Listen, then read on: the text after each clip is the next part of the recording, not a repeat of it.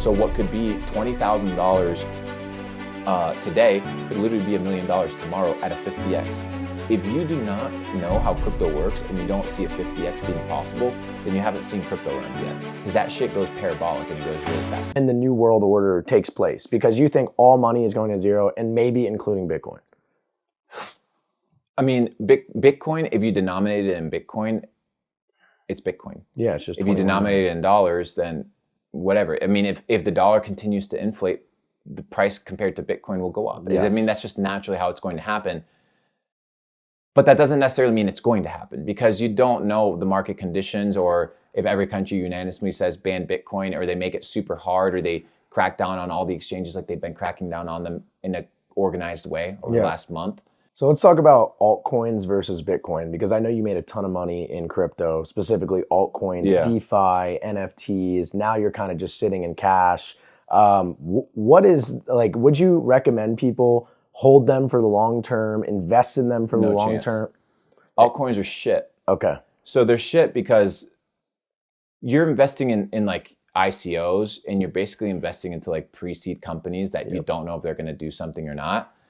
I run things in cycles, right? So I'm not married to any token, any project, any founder. I'm not a fanboy of anybody, dude. I'm here to make my money and I'm out. So I run on momentum, right? So if I understand that momentum plays are going to go towards DeFi, I'm going to position myself in DeFi before everybody else positions themselves in DeFi. So we were already playing DeFi in 2019, bro. When Uniswap just launched, like we were on all the DEXs, we were running liquidity pools, we were well informed.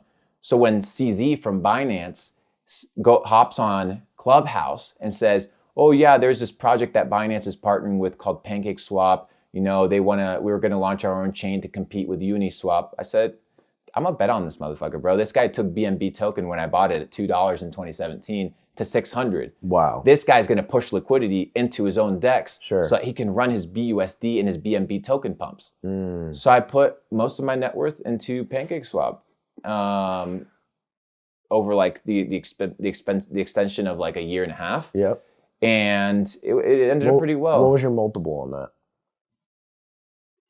At least 20x, 25. Wow. Yeah, it was a pretty good play. And that was most of your net worth? But it was in transitions, right? So I would come in, come out. Because remember, bro, the beautiful thing about DeFi is you had staking pools. So I would say buy my PancakeSwap token, Cake, which is tatted on my neck because it was obvious. And I would stake it. And I would stake it. There was one point where it was like 5,000% APY. So I was printing Cake a day. Seems like a Ponzi. It is a Ponzi. Everything is a Ponzi, brother.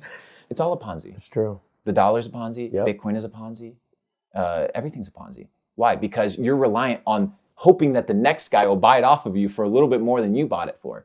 And if somebody buys it off of you for less than you bought it for, then you get upset. Because you're like, shit, it's not worth that much. So it's all intrinsic. It's all a Ponzi. It's a Ponzi based off of what? Good faith and trust. Just like the FDIC. The FDIC is insured by what? The good faith and credit of the United States of America. Your FDIC is insured by what? Air. Everything is insured by air. So now I was like, okay, might as well just make my plays on momentum. Halfway through the bull run, I said, shit is looking scammy, dude. Like, there's these actors coming out creating tokens that are going to $2, $3, $5 billion valuations, market caps in months. How? It makes no sense. So then I started looking into how inflated currencies were being pushed with regards to exchange tokens and DAO tokens and holding tokens or voting right tokens. For example, FTT, right? Or Solana. And I was, when was it? I think it was 2020. I heard about Solana and it was at $4. And just the name alone, the ecosystem, just sounded like an absolute fraud. And then another one that I shorted that I made a lot of money was TUSD, Terra. That was your biggest short, wasn't it? Well, my biggest short was Luna. Was it Luna? Yeah, you said, what was it, like 50K to but was it Luna? 3 million? Yeah, it was Luna and yeah, it was Luna. UST. Yeah, UST. And the reason I knew UST was a scam, I just looked at the logo. I looked at I swear to you, it was a logo of a world and a US flag on top. I'm like, bro, what the fuck is this? Who's gonna put their dollars into this thing? And then I started looking at the fact of how they were managing their basket of assets, and their stability was based on the most unstable currencies. Basket of assets with Bitcoin, Ethereum, Solana. Their own tokens were the foundation for the currency. It was absolutely like ridiculous, dude. It was stupid. So I had all these basket of assets that were inflated, and I was like, Bitcoin's obviously going to go under 65,000, which means this dollar pegging, unless the guys know how to trade like absolute animals and control the market, they're going to lose money. Therefore, TUSD is going to lose money. So I just shorted the fuck out of it. 50K to 2.1 to 2.6 million. I forget the exact number. Wow. In 5 days. That's a big I mean, I called it publicly too. I saw I called it publicly. You can go on your highlights. It was Solana 106 or 116. I forget the exact number. It's been so long. And I shorted that 5 days, dude. I made the call publicly and I told people this shit is going to zero. I didn't think it was going to implode so quickly. I thought it was going to slow rug. It was a 1 day. But that shit was crazy. As for someone like me who understands Bitcoin, it's scarce, $21 million, imploding. This is somewhere I can store my wealth. Do you think for me, selling some in the next bull run when the greed gets crazy is a smart move? Or? Yes, because you need to be fluid. You need to, bro, you can't be a Bitcoin fanboy. You need to be a Colin fanboy. Bitcoin is here to make Colin win, not Colin here to make Bitcoin win. So I'm using Bitcoin to get rich. I don't give a fuck if one day I have to move all my money to Singaporean dollars or to some bullshit currency, or if one day Litecoin becomes the world reserve currency. I don't care. I'm gonna move it accordingly. My job is to do 3 things: create wealth, multiply it, and preserve it. So you run through 3 cycles. First is creating. It's very hard to create money or create wealth inside of the markets because most people lose. So you need to create wealth outside of the markets, a business, a job, and then you multiply your money. You can't multiply your money through work because you only have X amount of hours, but you multiply it through investing. So create money, whatever money you're willing to lose, invest it to multiply it, and then what? Understand where cycles start and finish, and then you go into preservation. You sell, and you stay on cash. Today I was reviewing Warren Buffett's Berkshire Hathaway portfolio of the 90s and the early 2000s, just to understand how he was thinking. And there was years where he was 50% cash. I'm talking tens of billions of dollars. There was years where the market was roaring, and he was in 50% cash. Wow. Why? Because he's playing the long-term game. He's waiting for the crash. He's waiting, bro. And he's playing the long-term game because, yeah, sure, you make 10% here, 30% here.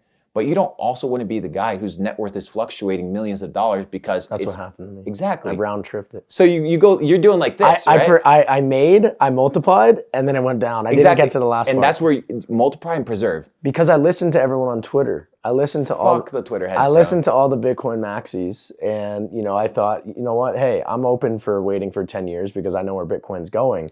But now in this, year bear market, I did not get to take advantage and buy Bitcoin at 15K. I had to basically just survive. I couldn't thrive. You had to stick it out. I had to stick it out, bro. It was one of the hardest things I ever did. And I asked you, should I sell here? And it was at like what, 20K? And you were like, no, not at this. Yeah, you missed it. I was like, you should have sold before, bro. Might as well sit on it. Yeah. So would you say for me next cycle, is it something where you would trade like shit coins again, or would you I would find. So I would never invest in old altcoin projects. So things that have already had their like boom, like I would never buy Solana again. Or PancakeSwap. I would never buy AVAX.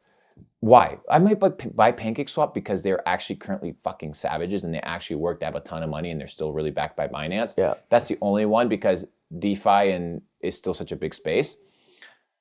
But big projects that used to be like hot, like AVAX and Solana, these projects that were like the household names, I'm never going to invest in. There's going to be new ones, right? Exactly, because there's all going to be the new hype. The new hype's going to be AI integration, all this gimmicky bullshit.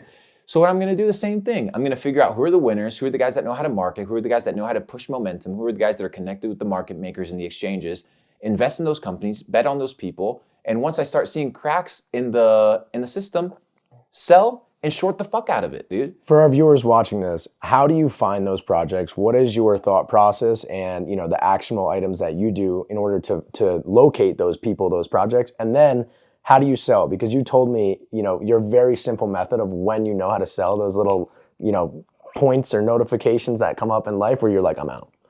Yeah, so what I would say is I look at macro trends. I don't even look at crypto to know if I'm going to buy or sell crypto. Wow. like I look at the US dollar. Yeah. What's the strength of the US dollar? Are we printing more money? Are we not printing more money? Mm-hmm.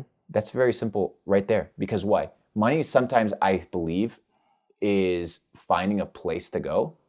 And I think that partially crypto was created as a place to siphon over a lot of the leftover fiat currency because there's so much in the system. Sure. Bro, that shit went to $2 trillion. Yep. Peak market cap, 2.5. That's a lot of money. Yeah. That's a lot of dollars. And now instantly wiped. Right out. So what I'm seeing is market pumps with US dollar inflation. They inject capital in their banks, hedge funds, because remember, they're getting loans at 0%, 0.1, 0.5. Where do you think they're dumping that shit?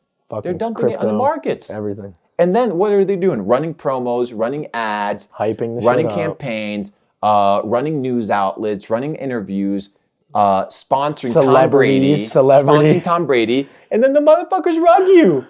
The motherfuckers rug you. Right when the Super Bowl ads come out. In broad daylight. People are buying this Wonderland Time bullshit ass token. I remember I was in Puerto Rico and Wonderland Time was this token on AVAX chain. Yeah. And it was this token that basically would let you yield money, but it was like 14,000% APY. Like a clearly that a Ponzi. seems sustainable. So I'm with one of my buddies in Puerto Rico and it was at $25 million market cap before anybody really knew about it. And we're like, dude, we should totally get in it because it's a fork of another project called OHM. Yep. And that project did really well. And we started seeing this pick up traction on the AVAX chain. So we put in 55K each into that. It was like Hail Mary. That shit runs up to $770. Then I start seeing all the YouTubers talk about it. They're like, dude, this guy that created this Wonderland Time thing, he's the new DeFi god. Like, everybody starts pouring their money. I start seeing TikToks. What am I gonna do with my 14,000% APY? Well, I'm gonna be depositing $30,000 and my return will give me enough to buy a Lambo monthly payment. And I started seeing TikToks like this. Oh boy. Sold, done, out of it. Market implodes. I get into it, I think at about like $800, $900 or something like that. And it rides up to like 11,000 or something crazy per token. And I remember at 9, 10, 11,000, everybody was putting their money in. Everybody was talking about it. As soon as everybody started talking about it, I left. Tell me when you sold, I think you sold everything at this point, maybe all your Bitcoin. Token allocations are crazy because I know guys that really were printing money with token allocations, printing money with token allocation. And the reason is because they're buying something that's literally worth nothing. Yep. And when the market inflates it to $1 billion market cap, that shit flies. Yeah. That shit flies. And that's a lot of money. So what could be $20,000 today could literally be $1 million tomorrow at a 50x.